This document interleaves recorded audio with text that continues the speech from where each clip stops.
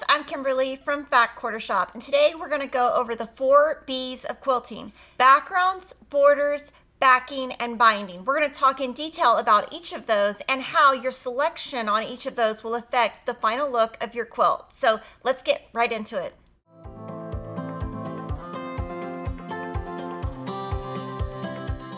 The first B is your background, and that's going to be the fabric that's going to contrast the rest of your prints in your block. And when you're picking your background, you're going to want to pick something that has a contrast to your fabric prints. Now I'm going to show you quilts with different types of backgrounds. This quilt has no backgrounds, and so you can see it's just all prints, all scrappy, and no backgrounds to contrast anything. Right here in this block, this is your background fabric, this white fabric right here. White is the most popular color for a background because it's always going to pop up against other colors. My favorite backgrounds for a quilt are 9900-200, which is a Bella Solid, and there's a SKU 20708-36, which is a cream polka dot that I love. And I keep bolts of both of these colors in my sewing room so that I always have a background on hand. Now, if you're working with a fabric that is more primitive or darker brown, you might want to go with the tan instead of a white. This quilt is completely opposite of the previous quilt. This has a dark background, and this quilt uses navy, but a lot of modern quilts use blacks and grays as backgrounds. Now this quilt has a low volume background, and low volumes have become very popular in recent years. A low volume fabric is a white or light fabric that has flecks or just a very small print in it, just to add a little bit of light and a little bit of movement. Low volume are light prints that don't have a lot of contrast and are soft and low in their volume. Now this might be my favorite way to add backgrounds to your quilt. These are low volume prints, but scrappy, so lots and lots of different low volume prints. It's a way to use up all of your scraps and add a lot of color. When you're working with something that is low volume and scrappy, just make sure you spread out all of your low volumes so that your eye doesn't go to one place. When you're using scrappy fabric, spread out your low volumes that read the heaviest so it doesn't weigh down any one area of your quilt. Now that I've covered backgrounds, let's move to the second B, which is borders. Now your border is what you would put on the very edge of your quilt, and I'm going to show you lots of border options. We're starting with a quilt that has no borders. Sometimes you can skip the border. That will remove any negative space around the quilt center, and that extends your design all the way to your binding. A lot of modern quilts incorporate this, or they just have very skinny borders to match the background. This quilt uses one border, so this yellow fabric right here, that is your border, and you can kind of think of it as like a picture frame around a photo.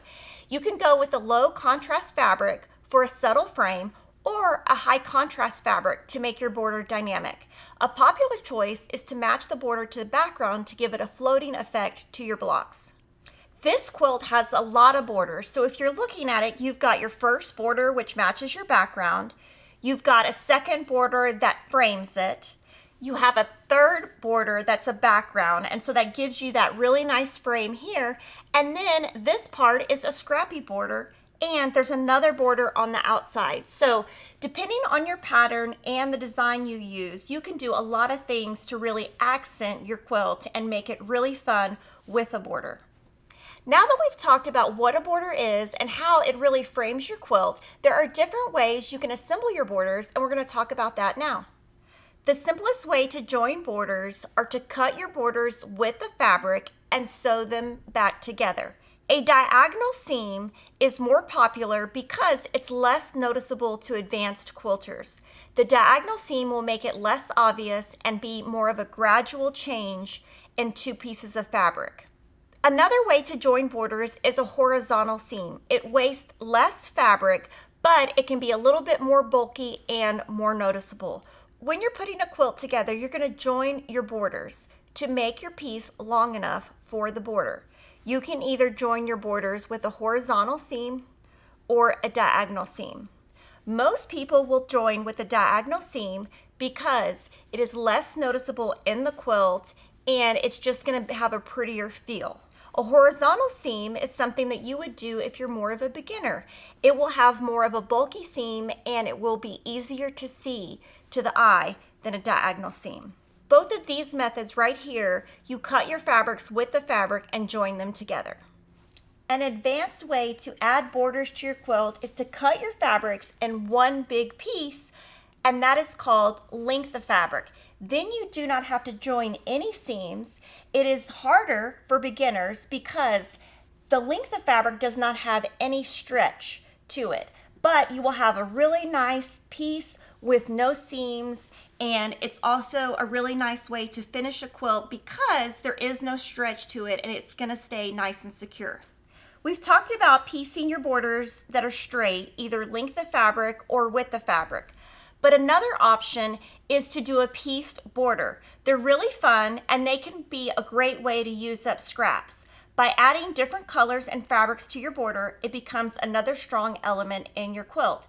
Just consider if it will fight with your center design. You may need a simple inner border like these before your pieced border so that it can stand out.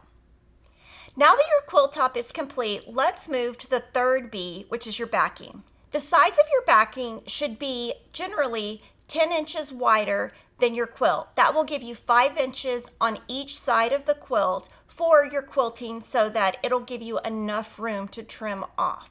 So start with your backing 10 inches bigger, and let's talk about the different types of backing you can use and different ways to make your backing fun. When most people start quilting, they will use just a very simple backing. They will choose a print that's on a 44-inch wide bolt, just a regular bolt, and just pick a simple print that will coordinate with the front of the quilt and also pick up some of the binding. This is your easiest way to start with the backing. This backing is cut from a 108-inch wide bolt, which means it's one print on the backing, and I didn't have to join anything together. I didn't have to join any seams. 108 is the widest side that is offered for quilt backings, and it saves you time from piecing together backings. You just cut one piece and your backing is done.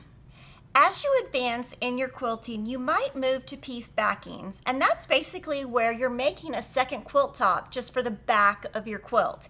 And there's lots of patterns for that. Just make sure when you finish, it's 10 inches bigger than your quilt top. And this one is from a pattern. Now I'm going to show you one where I just wing it. Now this is how I make a majority of my quilts, with the pieced backing that I come up with. So I made an extra block from the front of the quilt. I sewed in a label with my name, and then I drew out what I needed to do to add fabric to put this in the center of my quilt. And I draw out the finished size. My finished size of my quilt is 57 by 71. So this I drew out as 67 by 81 because that is what I needed it to be 10 inches wider. And then I just draw in what I need to cut my fabric, and then I have a very custom quilt, and the label is sewn right in. This is an example of a scrappy backing. What we've done is just taken leftover fabrics that weren't used in the quilt top, sewn them together, and used up leftover fabrics. It's a great way to make use of all the fabrics that you have. So we've talked about different backing choices. Now let's talk about how you actually assemble those backings. Let's assume you're working with a 44-inch wide fabric and you need to piece your backing. You can either piece it with a horizontal seam, or you can piece your backing with a vertical seam. And now we've made it to the final B, which is our binding. It's my favorite part. Binding is the very edge of your quilt, and it's basically going to encompass the front of the quilt to the back of the quilt. There are different ways you can cut your binding. Most people cut their binding strips 2.5 inches by width of fabric. Some people like a skinnier binding, and they'll cut their strips 2.25. Either way, with quilts, we always suggest a double fold binding because it will last longer. Now let's look at some binding choices. This is a standard binding, and this was cut 2.5 inches by width of fabric. If you do it this way, you'll have about 3/8 to 1/2 inch on the front showing and an equal amount on the back showing. I've done a few videos on binding, both by machine and hand, and you can find links to those binding videos below. This is an example of scrappy binding where we have taken different fabrics from the front of the quilt that are left over and join them together. And when you're joining binding, whether it's traditional or scrappy, you can either join them horizontally or diagonally. Diagonally is more popular since it has less bulk, but sometimes horizontal has a fun look to it. This is an example of faux binding. This is where we've sewn in an extra piece of fabric right underneath the binding. We have a video on our YouTube channel filmed by Corey Yoder that will show you how you can do faux binding. Last but not least, this is another variation. You could add rickrack underneath your binding, and that will just add an extra embellishment and some vintage flair to your quilt. That was a pretty deep dive into the 4 B's of quilting. I hope it's really useful in your quilting studio. And if there's anything else you'd like me to cover, just let me know in the comments. Make sure to subscribe, and I'll see you every Friday on my weekly live streams. Bye!